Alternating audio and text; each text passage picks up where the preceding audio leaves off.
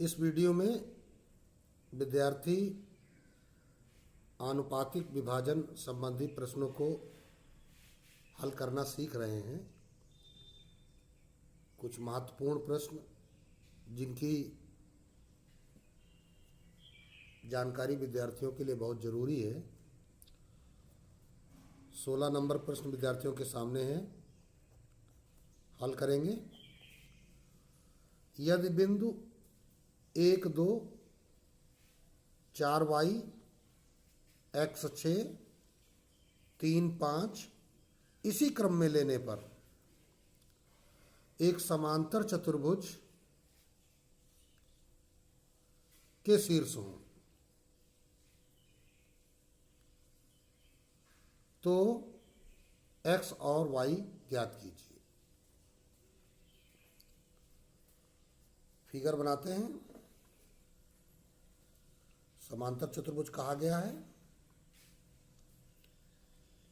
A, B, C और D। क्रम ध्यान रखने को कहा गया है। A 1, 2, B 4y, C x6 और D 3, 5। तो लिखेंगे प्रश्नानुसार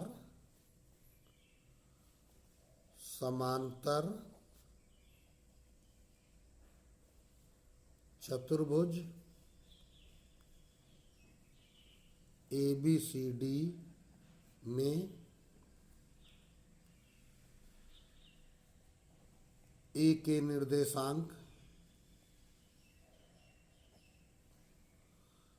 1, 2, B के निर्देशांक 4, y, C के निर्देशांक x, 6 और D के निर्देशांक 3, 5। अब चूंकि समांतर चतुर्भुज है तो यहाँ पर एक गुण विशेष है कि ये जो विकर्णों का जो प्रतिच्छेद बिंदु होता है ये इनका मध्य बिंदु भी होता है। अगर इसका नाम हम P रख लें, चूंकि समांतर चतुर्भुज के विकर्ण परस्पर समद्विभाजित होते हैं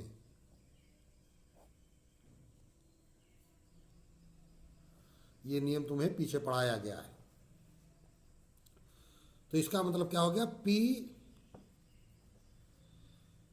AC तथा BD का मध्य बिंदु है। P क्या है, दोनों का मध्य बिंदु है। तो बस यही लॉजिक इसमें लगा दोगे, प्रश्न आसानी से हल हो जाएगा। क्या लिखेंगे हम, AC का मध्य बिंदु P बराबर BD का मध्य बिंदु P। तो मध्य बिंदु के निर्देशांक सूत्र क्या होते हैं, x1 + x2/2। तो AC का मध्य बिंदु निकालना है तो 1 + x/2, 2 + 6/2। BD में आ जाओ तो 4 + 3/2, y + 5/2। अब सीधे सीधे तुलना कर लीजिए। तुलना करने पर तो देखो इधर आ जाओ, पहले भुज की तुलना करो। 1 + x/2 बराबर 4 + 3/2 तथा 2 + 6/2 बराबर y + 5/2। तो इनमें सब में बटे 2 लगे थे तो आप ऐसे ही काट सकते हो, इनका भी। तो ये अब देखिए क्या आ गया, x बराबर 4 3 7, 1 का पक्षांतर किया तो -1। इधर आ जाओ, 8 बराबर y प्लस 5, तो y बराबर क्या हो जाएगा 8 - 5। यहाँ x बराबर आ गया 6 और यहाँ y बराबर आ गया 3। x और y के मान निकल आए और यही तुम्हें ज्ञात करना था। तो अब लिख दोगे, अतः x बराबर 6 कामा y बराबर 3। ये आपका आंसर हो गया। इसी प्रकार अगला प्रश्न है विद्यार्थियों के सामने 17 नंबर। ध्यान दें, बिंदु ए के निर्देशांक ज्ञात कीजिए जहां ए बी वृत्त का व्यास है। तो चलिए हम एक फिगर बनाते हैं जिसमें हमने एक ये वृत्त ले लिया, इस वृत्त में ये केंद्र हो गया और ये ए बी हमने व्यास खींच लिया। ए बी वृत्त का व्यास है जिसका केंद्र 2 - 3 है, तो 2 कामा -3 ये केंद्र ओ के निर्देशांक। अब बी के निर्देशांक 1 4 हैं, 1 कामा 4 ये बी के निर्देशांक हो गए। ए के निर्देशांक ज्ञात करना है तो हमने मान लिया x कामा y। तो लिखेंगे क्या, प्रश्नानुसार आकृति से माना कि वृत्त के व्यास के सिरे ए के निर्देशांक x कामा y। चूंकि b के निर्देशांक 1 कामा 4 और क्या बताया गया, ए बी के मध्य बिंदु ओ के निर्देशांक कितने हैं, 2 कामा -3। अब यही बात आपको ध्यान रखनी है, ओ क्या है, ए बी का मध्य बिंदु है। क्यों है, क्योंकि ए बी क्या है, व्यास है ना। तो ए बी का मध्य बिंदु ओ हो जाएगा। वैसे यहाँ आप बीच में लिख सकते हैं, चूंकि ओ वृत्त का केंद्र है तथा ए बी व्यास है, इसलिए ए बी के मध्य बिंदु के निर्देशांक। अब मध्य बिंदु ओ के निर्देशांक का सूत्र लगा दीजिए, क्या हो जाएगा, x + 1/2 कॉमा y + 4/2। ये तो सूत्र हो गया मध्य बिंदु के निर्देशांक और इधर ये तुमको दिए गए हैं निर्देशांक। अब क्या करोगे, तुलना करने पर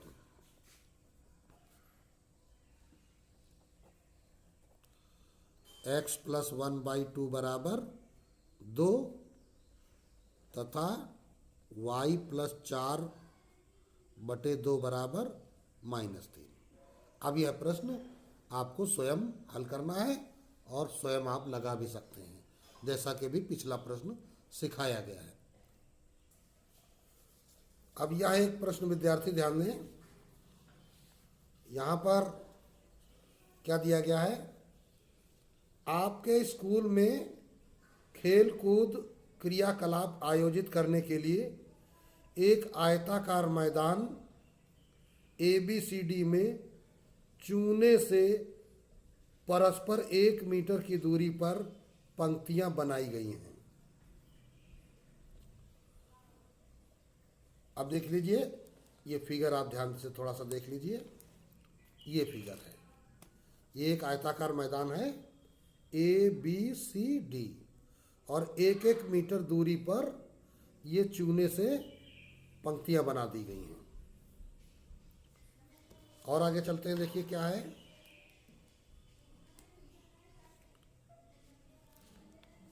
AD के अनुदिश परस्पर 1 मीटर की दूरी पर 100 गमले रखे गए हैं। फिर फिगर में आइए, AD के अनुदेश मतलब A से D की दिशा में इस प्रकार ये देखो गमले रखे गए हैं 1-1 मीटर की दूरी पर। ठीक है, तो एक तरफ क्या है, 1-1 मीटर दूरी पर पंक्तियां बनाई गई हैं और दूसरी तरफ क्या किया गया है, गमले रखे गए हैं। फिर आगे देखिए, जैसा कि आकृति में दर्शाया गया है, निहारिका दूसरी पंक्ति में एडी के 1/4 भाग के बराबर की दूरी दौड़ती है और वहां एक झंडा गाड़ देती है। प्रीत 8वीं पंक्ति में एडी के 1/5 भाग के बराबर दौड़ती है और वहां एक लाल झंडा गाड़ देती है। दोनों झंडों के बीच की दूरी क्या है? यदि रश्मि को एक नीला झंडा इन दोनों झंडों को मिलाने वाले रेखाखंड के ठीक आधी दूरी पर अर्थात बीच में गाड़ना हो तो उसे अपना झंडा कहाँ गाड़ना चाहिए? ये तो प्रश्न हो गया। अब हम यह प्रश्न विद्यार्थियों को स्वयं रफ कॉपी पर बनाकर समझाते हैं और उसी से आपको अपनी कॉपी पर वैसा ही फिगर बना लेना है। ये प्रश्न नंबर है आपका 18 और हमने एक बनाया ये आयताकार मैदान।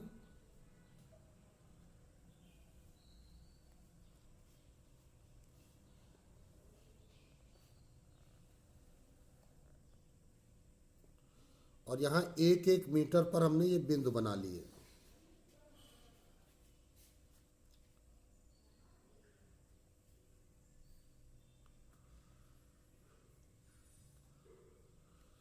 इसी प्रकार हर मीटर पर यहाँ पे एक गमला रखा हुआ है।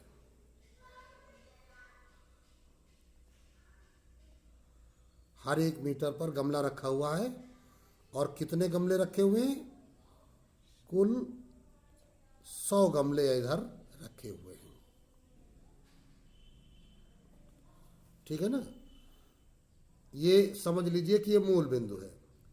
ये पहली पंक्ति, दूसरी, तीसरी, चौथी, 5वीं, 6ठी, 7वीं, 8वीं, 9वीं ये पंक्तियां हैं। ये पंक्तियां इस दिशा में बनाई गई हैं, इस दिशा में चूने से बनाई गई हैं, जैसा कि प्रश्न में आप सबको पता चला था।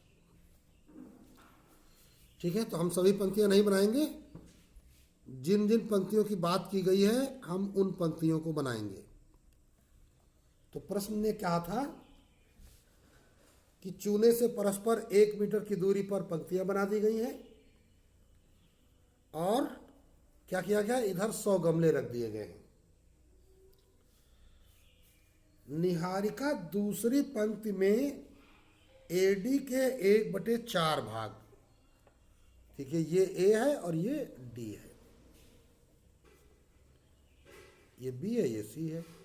तो दूसरी पंक्ति ये है, वो एडी का 1/4 कहा गया था, तो एडी का 1/4 कितना हो जाएगा?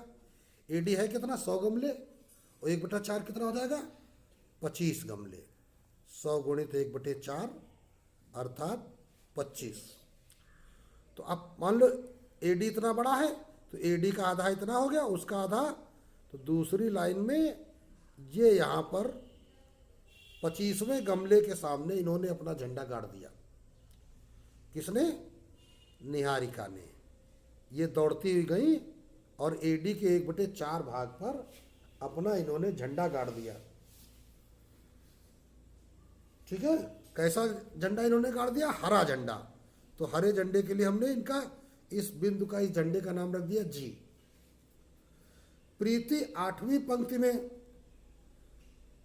एडी के 1/5 भाग, अब हमको एडी का 1/5 निकालना पड़ेगा। 1/5 तो 100 का 1/5 कितना हो गया? 20। और पंक्ति कौन सी है? 8वीं पंक्ति। 8वीं पंक्ति 1/5 क्या होगा? उससे कुछ नीचे होगा। ये जाके इन्होंने यहाँ पे झंडा गाड़ दिया। तो कौन सा झंडा इन्होंने गाड़ा है? लाल झंडा।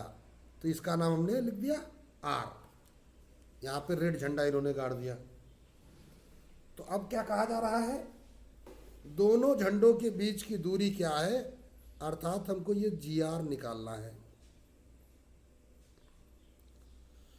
ठीक।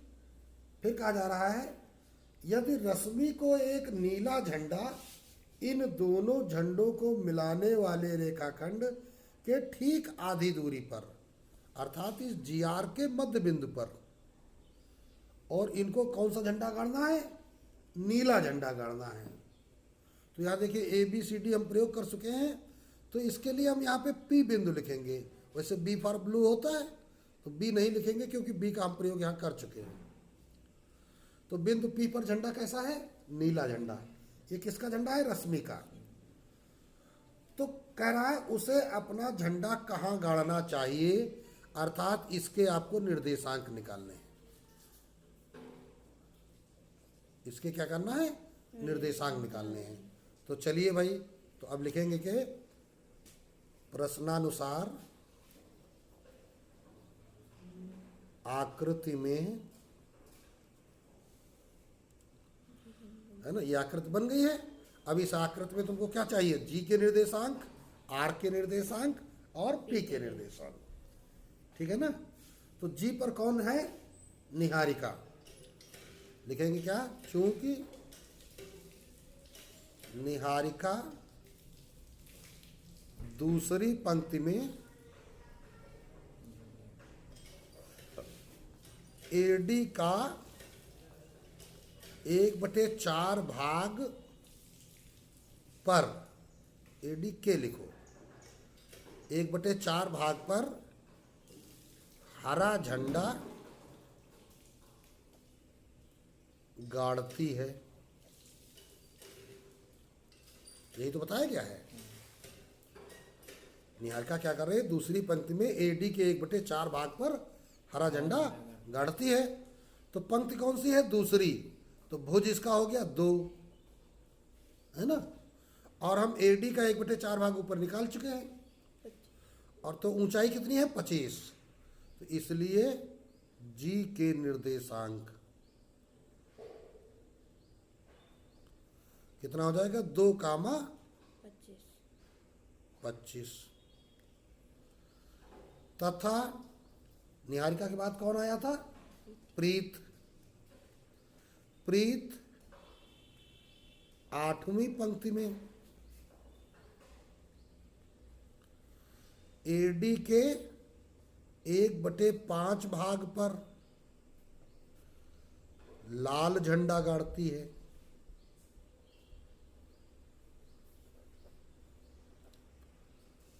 ठीक है ना। तो इसलिए आर के निर्देशांक, चलिए फिगर में आइए। देखिए ये 8वीं पंक्ति है और कितने भाग, 1/5 भाग। ये कितना हो जाएगा, 20। तो ये निर्देशांक बन गए 8,20। ये क्या बने, 2,25। ठीक। और बिंदु के पी के हमने मान लिए क्या, वाई, एक्स वाई। तो ये हो गए तुम्हारे 8,20। अब लिखेंगे चूंकि रश्मि को इन दोनों झंडों के बीचों बीच कैसा झंडा गाड़ना है, इनको नीला झंडा गाड़ना है।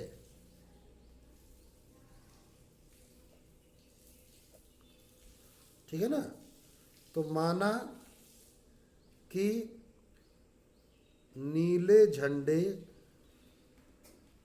का नाम हमने क्या रखा, पी के निर्देशांक बराबर x, y। अब लिखेंगे क्या, चूंकि P जी आर का मध्य बिंदु है, तो मध्य बिंदु के निर्देशांक का सूत्र लग जाएगा। तो ये मध्य बिंदु क्या है, x, y है। और दूसरी तरफ सूत्र लगाओ तो क्या हो जाएगा, 2 + 8/2 कामा 25 प्लस 20/2। तो ये बराबर कितना हो गया? 8 2 10 का आधा 5, 45 का आधा 22 सही 1/2 या 22.5। तो जब आप तुलना करेंगे, तुलना करने पर x बराबर 5 और y बराबर 22 सही 1/2। तो अब देखो ये क्या हो जाएगा? 22 सही 1/2 का मतलब क्या हो गया? 22वां गमला और 23वां गमला के बीचों बीच। तो हम क्या कहेंगे? अतः रश्मि को 5वीं पंक्ति में,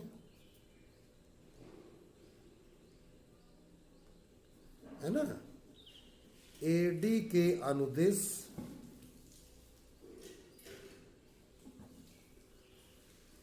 बाईसवें तथा 23वें गमले के बीचों बीच क्या करना होगा? के बीचों बीच नीला झंडा गाड़ना होगा। ये आपका प्रश्न अब कंप्लीट हो गया। ठीक, अब देखते हैं अगला प्रश्न दिया गया 19 नंबर। एक समचतुर्भुज का क्षेत्रफल ज्ञात कीजिए जिसके शीर्ष इसी क्रम में 3 0 4 5 -1 4 और -2 -1 हैं। तो अब करना क्या होगा तुम्हें?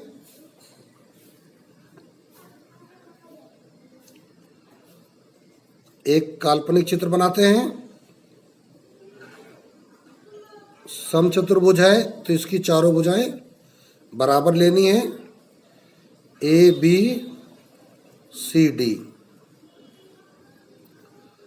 ए बिंदु दिया गया है 3,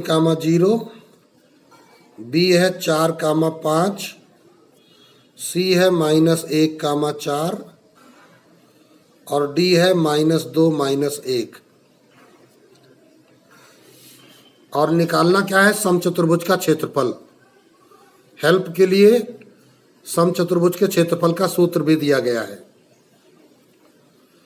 तो चलिए शुरू करते हैं। प्रश्नानुसार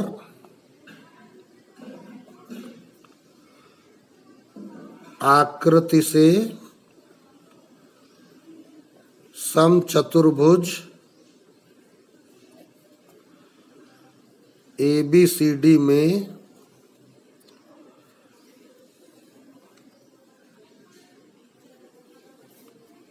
बिंदु ए के निर्देशांक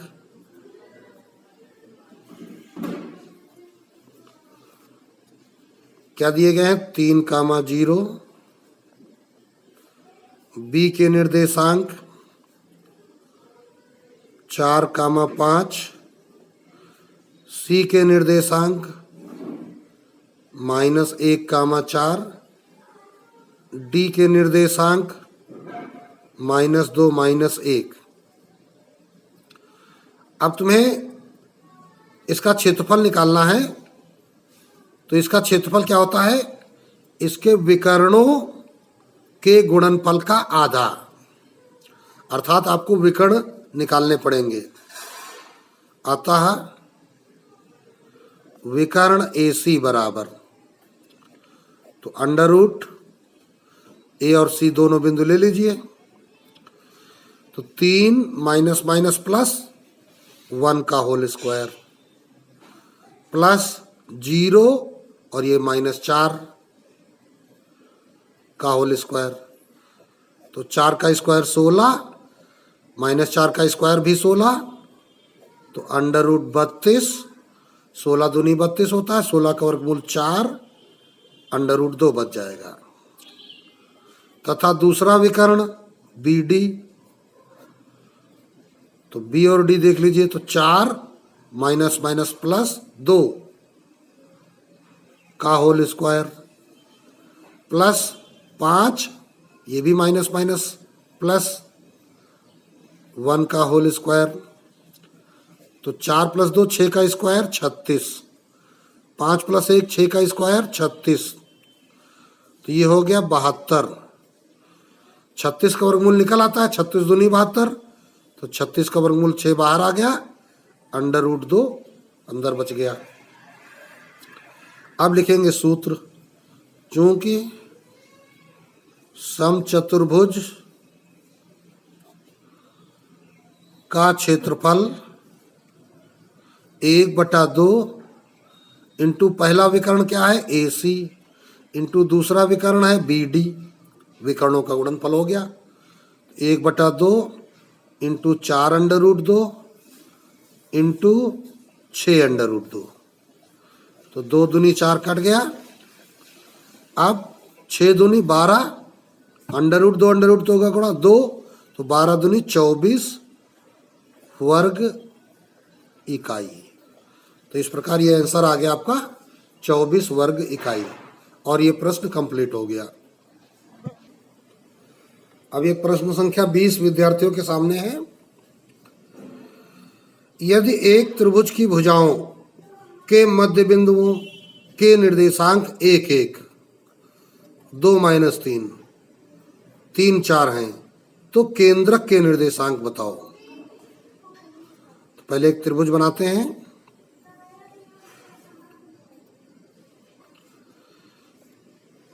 A, B और C। ए के निर्देशांक नहीं है, भुजाओं के मध्य बिंदुओं के निर्देशांक हैं।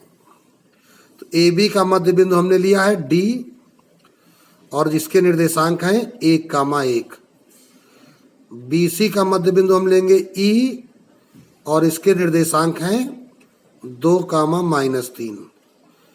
AC का मध्य बिंदु लेंगे F, और इसके निर्देशांक हैं 3, 4। अब करेंगे क्या, केंद्रक के निर्देशांक ज्ञात कीजिए। तो केंद्रक क्या होता है, माध्यिकाओं का प्रतिच्छेद बिंदु केंद्रक कहलाता है। माध्यिकाएं क्या होती हैं, अगर A को हम E से मिला दें, B को F से मिला दें, C को D से मिला दें, तो ये माध्यिकाएं हो जाएंगी। तो देखिए, जब आप मध्य बिंदुओं को आपस में मिलाएंगे तो यहां पर एक त्रिभुज बन जाएगा DEF। एक नियम तुमको सिखाया गया है कि त्रिभुज की किन्हीं 2 भुजाओं के मध्य बिंदुओं को मिलाने वाला रेखाखंड तीसरी भुजा के समांतर एवं आधा होता है। अर्थात जो ये DF है BC के समांतर होगा और इसका आधा होगा, तो DF जो होगा BC का आधा हो जाएगा। इसी प्रकार DE AC के समांतर एवं आधा हो जाएगा, और ये EF AB के समांतर एवं आधा हो जाएगा।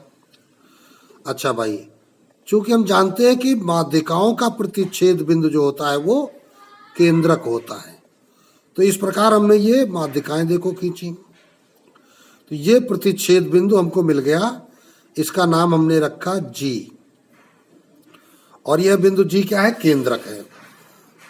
अगर आप ध्यान दो तो यह बिंदु G इस त्रिभुज DEF का भी केंद्रक है। क्यों? क्योंकि ये रेखा खींची है AE, तो AE क्या कर रही है, BC के मध्य बिंदु E पर मिल रही है। तो यहां पर जो ये बिंदु है, अगर इसका नाम हम M रखें, तो जो ये DM है ये BE का आधा हो जाएगा, क्योंकि समांतर था ना, और DAB का मध्य बिंदु था, तो MAE का मध्य बिंदु हो जाएगा। अर्थात ये जो EM है, EM जो है ये क्या हो जाएगा, DEF की माध्यिका बन जाएगा, क्योंकि M DF का मध्य बिंदु बन जाएगा। तो इस प्रकार DEF का जो केंद्रक है त्रिभुज ABC का भी वही केंद्रक होगा। तो लिखेंगे क्या, प्रश्नानुसार आकृति से त्रिभुज ABC में AB के मध्य बिंदु D के निर्देशांक 1,1, BC के मध्य बिंदु E के निर्देशांक 2,-3, CA के मध्य बिंदु F के निर्देशांक 3,4। ठीक, तो तुम्हें ABC का केंद्र ज्ञात करना है ना। तो लिखेंगे क्या, चूंकि DEF क्रमशः त्रिभुज ABC की भुजाओं के मध्य बिंदु हैं, इसलिए देखो AB के समांतर EF है ना, तो EF बराबर हाफ AB हो जाएगा, कामा DF बराबर हाफ BC हो जाएगा, कॉमा DE बराबर हाफ AC हो जाएगा, आधे हो जाएंगे। ठीक, तो इस प्रकार ये जो त्रिभुज बनेगा इसका केंद्रक, चूंकि लिखेंगे त्रिभुज ABC का केंद्रक